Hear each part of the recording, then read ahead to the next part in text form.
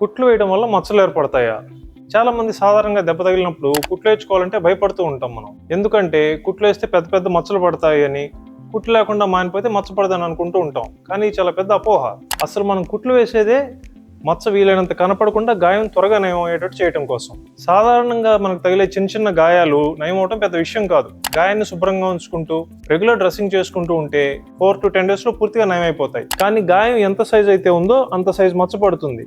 అదే మనం కుట్లు వేసినప్పుడు గాయం యొక్క 2 అంచుల్ని దగ్గరికి లాగి ఉంచడం వల్ల చాలా సన్నని గీత, ఆల్మోస్ట్ మచ్చ కనిపించకుండా చక్కగా గాయం నయం అవుతుంది. మరీ పైపైన ఉండే గాయాలకైతే గ్లూ లేదా స్టెరీ స్ట్రిప్స్ వంటి స్టిక్కర్స్ తో దగ్గరికి తీసుకురావచ్చు. కానీ గాయం లోతుగా ఉన్నా మరీ పెద్దగా ఉన్నా కూడా ఇప్పుడున్న ట్రీట్మెంట్ పద్ధతుల్లో కుట్లను మించి బెస్ట్ రిజల్ట్ ఇచ్చేది వేరేది లేదు.